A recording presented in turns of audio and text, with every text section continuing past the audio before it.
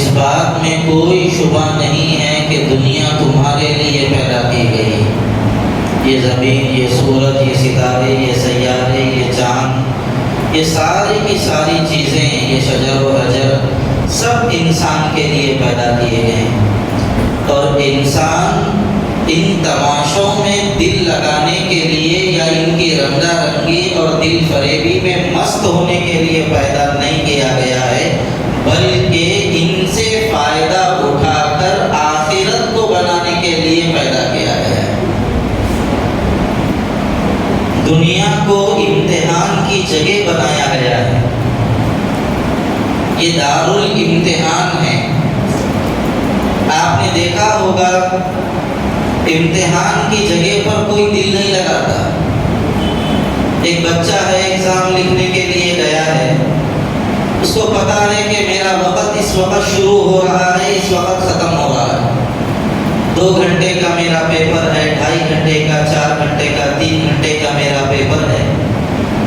تو اب جو بچہ ایگزام لکھنے کے لیے جائے گا تو اتنی دیر کے اندر وہ جا کے فوری ایگزام لکھنا شروع کر دے.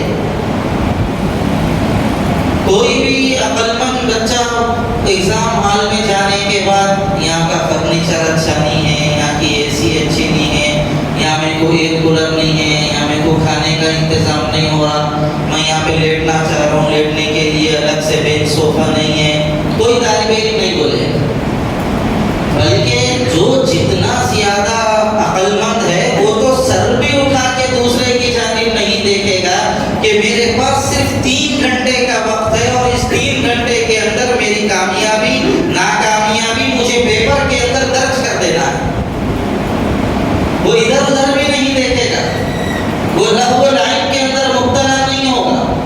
وہاں جا کے فضولیات اور لغویات کے اندر اور گپ شپ مارنے کے اندر نہیں رہے گا. وہ کام کرے گا وہاں پہ جا کے، اور وہ کام کرنے کی کوشش کرے گا جو اس کو کامیابی دلا سکے. تو ٹھیک اسی طریقے سے میرے بھائیوں، یہ دنیا بھی اللہ تعالیٰ نے ہمارے لیے ایگزام ہال بنایا ہے. ہم یہاں پر آوارہ بن کے پیدا نہیں ہوئے، ہم یہاں پر آزاد بن کر پیدا نہیں ہوئے، ہم ایک مقصد کے لیے یہاں پر آئے ہیں. جس طرح امتحان حال میں ایک بچہ ایک مقصد کے تحت جاتا ہے اور اس مقصد کے اندر جا کر اپنے آپ کو لگا دیتا ہے، ایسے ہی ہم یہاں دنیا کے اندر آئے ہیں. تو ہماری پیدائش کا بھی ایک مقصد قرآن کریم میں اللہ نے فرما دیا کہ تم دنیا میں جا کر میرے ہو کر رہو، غیر کے حوالے مت ہو جاؤ. وَمَا خَلَقْتُ الْجِنَّ وَالْإِنسَ إِلَّا لِيَعْبُدُونَ، کہ ہم نے انسانوں کو اور جنات کو محض اپنی عبادت کے لیے پیدا کیا ہے. دنیا میں جانے کے بعد میرے بندو میرے ہو کر رہو، غیروں کے حوالے مت ہو جاؤ. یہاں کے مال، یہاں کے جائیداد، یہاں کی لذتیں، یہاں کی فانی خواہشوں کے حوالے اپنے آپ کو مت کرو. وہاں جا کر تم میری تابع داری کرو، فرما برداری کرو، رسول اللہ صلی اللہ علیہ وسلم کی اطاعت اور ان کی سنتوں کی مکمل طور پہ پیروی کرو. یہ کام دے کر اللہ تبارک و تعالیٰ نے دنیا کے اندر بھیجا ہے. ایسے ہی نہیں صاحب وہاں پیدا ہو گئے، یہاں بڑے ہو گئے، یہاں کام کر لیے، یہاں مر گئے، تمہیں یوں ہی چھوڑ دیا گیا ہے. ایسا نہیں ہے. ایک کام دے کر اللہ نے دنیا کے اندر بھیجا ہے اور وہ کام کا حساب بھی لینے والا ہے اللہ تبارک و تعالیٰ. میں نے تم کو جو کام دے کر بھیجا تھا وہ کام تم نے کتنا کیا، تم کتنے کامیاب رہے، کتنے ناکام ہوئے، اس کا باضابطہ رزلٹ آنے والا ہے قیامت کے دن. اس لیے دنیا سے دل لگانا سوائے بے وقوفی کے کچھ بھی نہیں. اور یہ دنیا سے جتنے لوگوں نے بھی وفاداری کرنے کی کوشش کی ہے انہوں نے تو پوری وفاداری کی، لیکن اس دنیا نے کسی کو اپنا نہیں بنایا. یہ دنیا کسی کو اپنا نہیں بناتی. یہ تو جو سامنے آ گیا اس کو تھوڑا اپنا رنگ دکھا دیتی ہے، بس اس کی ہوتی نہیں ہے. ایک مرتبہ ایک مزدور کے سامنے دنیا بڑی خوبصورت حسین و جوان لڑکی بن کر آئی. ہمارے بڑے مثال دے کر سمجھاتے ہیں.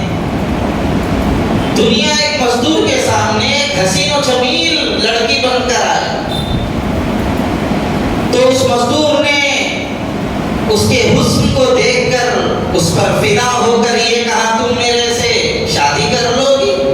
اس نے کہا کیوں نہیں، لیکن مزدور ہے، مجبور ہے، کیا کرے گا؟ سیٹ کے پاس گیا پیسہ لینے کے لیے، سیٹ صاحب کچھ پیسے دے دیجئے، میں شادی کر لینا چاہتا ہوں۔ سیٹ نے کہا تیرے کو بچی کون دے رہے؟ بولے یہ بچی، ارے اتنی خوبصورت بچی تیرے جیسے مزدور کے پاس رہ کے مجبور ہو جائے گی، نہیں میرے گھر میں رہنے کے قابل ہے، میں ہی کر لیتا ہوں اس کو۔ دو دعوے دار ہو گئے۔ اب سیٹ میں اور اس مزدور کے اندر جھگڑا ہو گیا۔ انہوں نے کہا کہ چلو قاضی صاحب کے پاس جائیں گے، فیصلہ کریں گے۔ قاضی صاحب کے پاس گئے تو قاضی صاحب نے کہا تمہارے پاس کیا ہے؟ خالی مال ہے۔ تو تیرے پاس کیا ہے؟ کچھ بھی نہیں ہے، تو پیدل ہے، یہ تو میرے پاس پڑھے لکھے آدمی کے پاس رہنے کے قابل ہے ہی نہیں، میں ہی کر لیتا ہوں اس کو۔ تین دعوے دار ہو گئے، جھگڑا اور بڑھ گیا۔ اب یہ تینوں مل کر ان لوگوں نے کہا کہ نہیں ایسا مسئلہ حل ہونے والا نہیں ہے، بادشاہ سلامت کے پاس جائیں گے۔ لہذا بادشاہ کے پاس گئے تو بادشاہ نے یہ کہا تو قاضی میرا ملازم، تو سے میرے سامنے تیری اوقات کیا ہے؟ اور تو بالکل پیدل ہی ہے، مجبور ہے، لہذا یہ لڑکی تو محل میں رانی اور ملکہ بن کر رہنے کے قابل ہے، لہذا اس کو میں کر لیتا ہوں۔ چار دعوے دار ہو گئے۔ تو اس دنیا نے دیکھا ہے، نوجوان لڑکی نے دیکھ کر یہ کہا ایک انار کے چار بیمار، لہذا ایسا نہیں ہوگا۔ اس نے کہا کہ اب میں دوڑوں گی، جو آ کر مجھے پکڑ لے میں اس کی ہو جاؤں گی۔ اب وہ اس نے دوڑنا شروع کیا۔ اب بادشاہ سلامت کھاتے پیتے چلتے پھرتے نہیں، ان کو دوڑنے کہاں سے آتا؟ تھوڑی دیر چلے گئے، گر گئے، پڑ گئے، ختم ہو گئے۔ اس کے بعد قاضی صاحب بھی تھوڑی دیر گئے، ختم ہو گیا قصہ۔ اس کے بعد سیٹ صاحب بھی اور تھوڑا آگے دوڑے، سیٹ صاحب کا بھی قصہ ختم ہو گیا۔ مجبور مزدور بھاگتا رہا، بھاگتا رہا، بھاگتا رہا، آخر میں گر گیا۔ تو اس نے پلٹ کر یہ کہا تمہارے جیسے اب تک کروڑوں میرے پیچھے بھاگتے ہوئے آئے ہیں، میں کسی کی نہیں ہوئی، تمہاری کیا ہوتی؟ دنیا اتنی بے وفا ہے، یہاں پر وفا اور دنیا سے دل لگانا یہ سوائے بے وقوفی کے کچھ بھی نہیں۔ اسی لیے قرآن کریم میں اللہ تبارک و تعالیٰ نے فرمایا دنیا دھوکے کا سامان ہے، یہاں کا مال، یہاں کی جائیداد، یہاں کی ثروت، یہاں کی عزت، یہاں کی دولت، یہاں کی ساری نعمتیں سب یہیں رہ جائیں گی، اور انسان جب یہاں سے جائے گا تو یہ دنیا دے گی نہیں صاحب، جتنا ہے سب کچھ چھین لے گی، بلکہ بدن کے کپڑے تک اتار لے گی۔ یہ دنیا کچھ نہیں دیتی، جتنا ہے سب چھین لیتی ہے۔ وہی 2 گز کفن کے کپڑے میں 2 گز قبر کے اندر دفن ہونا ہے، بس اس کے علاوہ ہماری کوئی اور حیثیت نہیں۔ سکندر اعظم بہت بڑا بادشاہ گزرا ہے، لیکن مرتے وقت اس کو عقل آئی، اس نے ساری دنیا کے لوگوں کو عبرت اور ایک پیغام دینے کے لیے وصیت کی کہ جب میں مر جاؤں تو ایسی صورت میں میرے جنازے کو جب اٹھانا تو میرے ہاتھوں کو کفن کے باہر رکھنا، تاکہ دنیا والوں کو یہ اندازہ ہو جائے اور دیکھنے والے یہ سمجھ لیں وقت کا بڑا بادشاہ سکندر اعظم ہے، لیکن دنیا سے جا رہا ہے، دونوں ہاتھ پسارے ہوئے جا رہا ہے، کچھ نہیں لے جا رہا۔ یاد رکھ سکندر کے حوصلے تو عالی تھے، جب گیا تھا دنیا سے دونوں ہاتھ خالی تھے۔ مٹنے والی دنیا پر اعتبار کرتا ہے، کیا سمجھ کے تو آخر اس سے پیار کرتا ہے؟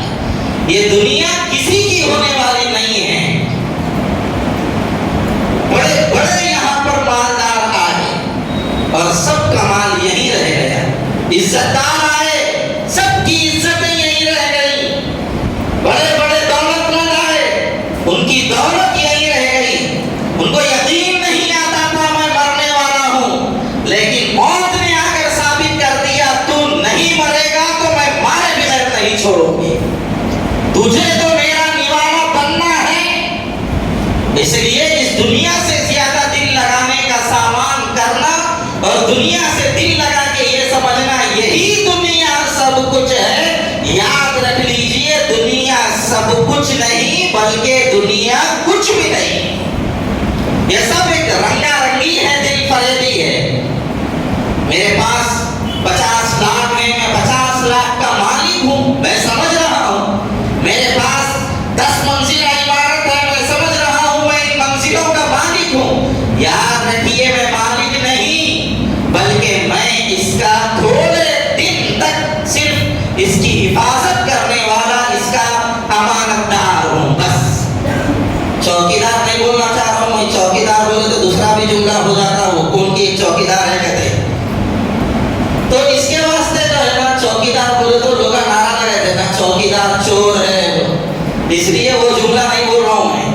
ہم یہاں پر ان ساری چیزوں کے تھوڑے دن کے لیے حفاظت کرنے والے ہیں، یہ تھوڑے دن ہمارے پاس رہنے والی چیزیں ہیں، اس کے بعد میری جیسے ہی روح قبض ہو جائے گی میرے 50 لاکھ پر خود بخود میری اولاد وارث ہو جائے گی، آپ کو دینے کی بھی ضرورت نہیں پڑے گی، خود بخود دوسروں کا حصہ اس کے اندر آ جائے گا۔ اس لیے بھائیوں دنیا اور دنیا داروں سے دل لگانے کی زیادہ کوشش نہ کریں۔ ہم نے ایسے بھی لوگوں کو دیکھا ہے، ایک صاحب تھے بہت مالدار امیر کبیر انسان تھے، حیدرآباد میں بھی بیرون ممالک میں بھی ان کی بڑی بڑی جائیدادیں تھیں، اور ہم نے دیکھا ہے جب ان کا انتقال ہو گیا تو دنیا کے والوں کے واسطے انہوں نے سب کچھ کیا، کئی بڑے بڑے بنگلے بنائے، کورونا میں انتقال ہوا تو ان کے پورے رشتہ دار بھی نہیں آئے جنازے میں، کچھ رشتہ دار آئے اور آ کر دور وہ نوز پیس لگا لے کے ماسک لگا لے کے ٹہرے میں ہاتھ باندھتے ہوئے، غسل تک نہیں دیا ان لوگوں کو آگے آ کر، غسل کن لوگوں نے دیا؟ یہی مدارس کے ہدے سے ہدی فقیر لوگوں نے ان کو غسل دیا جن کو موت کی کوئی پرواہ نہیں، اور گھر میں غسل دے رہے ہیں تو یہ بول رہے صاحب گھر میں نہ کو دیو، وائرس آ جاتا کہ کیا ہے کہ فلاں جگہ پر غسل خانہ بنا ہوا ہے وہاں لے جا کر ان کو غسل دے کے لاؤ۔ وہ لوگ کہہ رہے ہیں جن کے لیے اس بیچارے نے ساری دنیا کا انتظام کر کے رکھا تھا، اور مجھے حیرت اور افسوس اس وقت سب سے زیادہ ہوا اور میری آنکھوں سے آنسو اس وقت نکلے جب اتنا مالدار انسان ماہانہ لاکھوں روپئے جس کی آمدنی تھی، جب اس کا جنازہ جا رہا تھا تو صاحب اس کو اپنے جیب کے پیسوں کا کفن بھی نصیب نہیں ہوا، صفا بیت المال کا کفن اس کو دیا گیا۔ یہ دنیا سب چھین لیتی ہے، یہ دنیا کچھ رکھتی نہیں ہے، اس لیے دنیا میں اپنی مالداری پر، اپنی عیش و عشرت پر، اپنی جائیداد پر، اپنی حکومتوں پر ناجائز نشے میں مبتلا ہو جانا سوائے بے وقوفی کے کچھ بھی نہیں ہے۔ اور بعض لوگ ہیں صبح سے لے کر شام تک بس دنیا دنیا دنیا دنیا دنیا کی تسبیح پڑھ رہے ہیں، رٹ لگائے ہوئے ہیں، صبح اٹھے دنیا کی فکریں، دوپہر دنیا کی فکروں میں گزر گئی، شام دنیا کی فکروں میں، راتوں میں نیند نہیں آ رہی ہے دنیا کی فکروں کے، رات دن مستقل محنتیں کہ زندگی کیسے بہتر بنے، رات دن مستقل محنتیں کہ زندگی کیسے بہتر بنے، لاکھ دکھ اس زندگی کے لیے اور اسی زندگی کا بھروسہ نہیں، کوئی بھروسہ نہیں اس زندگی کا، اور مال زیادہ جمع کرنے کی ہرس اور لالچ یہ سوائے بے وقوفی کے کچھ بھی نہیں۔ یاد رکھ لیجئے کفن میں جیب نہیں ہے، قبر میں کوئی تجوری یا الماری نہیں ہے، سب یہی کا یہی دھرا پڑا رہ جائے گا، اور انسان یہاں سے جو لے کے جائے گا وہ اپنے اعمال لے کے جائے گا۔ حرام و حلال کی تمیز آج ختم ہو چکی ہے، صاحب حرام کیا ہے حلال کیا ہے لوگوں کو کوئی احساس نہیں رہا، اچھے اچھے لوگ تک حرام و حلال کی تمیز اس وقت نہیں کر رہے ہیں، بس مال آ جائے کہاں سے آئے اس کی کوئی پرواہ نہیں، بس ہمارے پاس مال آنا چاہیے، بلکہ یہ مال کو دیکھ کر اچھے اچھے دینداروں کا ایمان بھی خراب ہو رہا ہے۔ پہلے حرام کھانے کی تھوڑی بہت شکلیں تھی، مٹی کھانا یا کسی کا لوٹ کے کھا لینا یا شراب براب پی لینا، اس کو حرام سمجھتے تھے، اب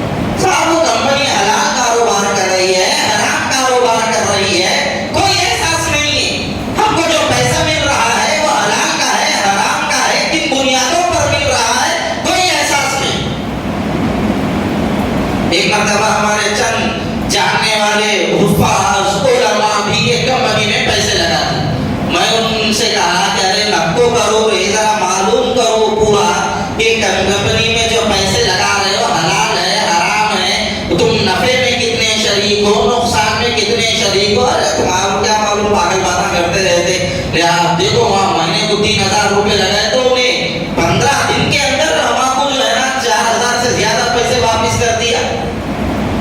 پیسہ لگایا, فیس بڑھتی گئی 3-4 مہینوں میں کمپنی غائب ہو گئی. میں نے کہا اچھا ہوا تم لوگ حرام و حلال کی تمیز کیے بغیر جاؤ گے تو ایسے ہی گڑھوں میں پڑو گے.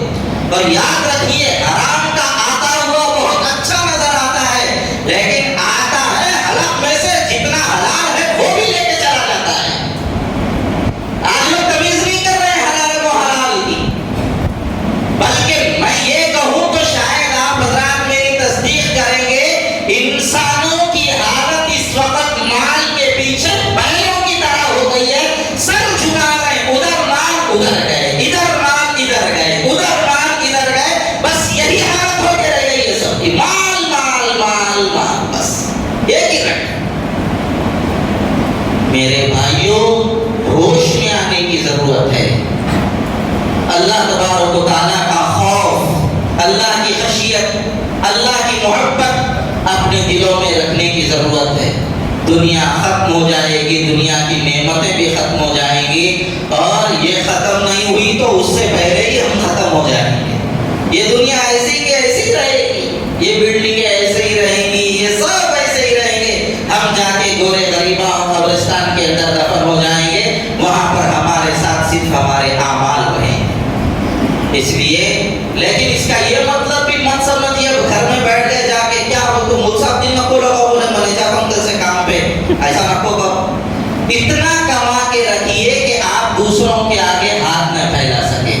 مرے دم تک کسی کے محتاج مت ہوئیے, اتنا ضرور کما لیجیے. اپنی ضرورت کا ایک گھر اپنے لیے رکھ لیجیے, اس سے زیادہ جو ہے وہ دوسروں کی خدمت کے اندر لگا دیجیے. آج ہرس اتنی زیادہ ہے, 4 گھر بڑی بڑی بلڈنگیں میرے پاس موجود ہیں. اما بابا کا 50 گز کا گھر ہے, میرے بھائیوں کے پاس گھر بھی نہیں ہے, اس میں بھی جا کے میں بولوں میرے کو بھی حصہ ہونا, اس میرے 5 گز آتی صاحب آپ بھائی 5 گز بھی ہونا میرے کو, میں چھوڑتا ہوں. اتنی ہرس دنیا کے لوگوں کے اندر ہے. اس لیے یہ دنیا جو بنائی گئی ہے ہم لوگوں کے لیے آخرت کو بہتر بنانے کے لیے بنائی گئی ہے. حضور نے فرمایا دنیا مزرعۃ الآخرہ, دنیا آخرت کے لیے کھیتی ہے. اور بزرگوں نے فرمایا الدنیا مستشفیٰ وأوامر اللہ ہی الدواء والدواء مر وهوى النفس حلو من صبر على مرار الدواء خرج من المستشفى بالشفاء فله جنة المأوى. بزرگوں نے مثال دے کے سمجھایا دنیا ایک دواخانے کی طرح ہے, اور اللہ کے حکم اس دواخانے کی دوا ہے, اور دوا بڑی کڑوی ہے, اور نفسانی خواہشات انتہائی میٹھے ہیں. جو دوا کی کڑواہٹ پر صبر کر لے اور نفسانی خواہشات سے اپنے آپ کو بچا لے تو ایسا شخص دواخانے سے شفا یاب ہو کے نکلے گا. جیسے ہی شفا یاب ہو کے نکلے گا جنت اس کا استقبال کرنے کے لیے تیار ہے.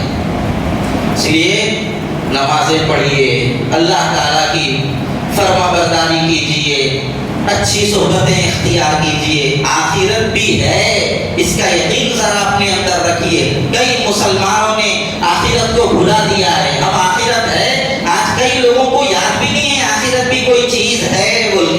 اس لیے ذرا آخرت کو بھی یاد رکھیے. مرنا ہے, مرنے کے بعد اللہ کے سامنے حساب کتاب دینا ہے. یہ زندگی ختم ہو جائے گی, ہم یہاں بیٹھے ہیں, بیان ختم ہونے سے پہلے ہی ہماری موت آ جائے گی, مسجد کے باہر نکلنے سے پہلے ہی ہماری موت آ جائے گی, کوئی پتہ نہیں ہے. اس لیے جتنی زندگی ہے اللہ کے لیے اور اللہ کی اطاعت و عبادت کے لیے گزار دیجیے.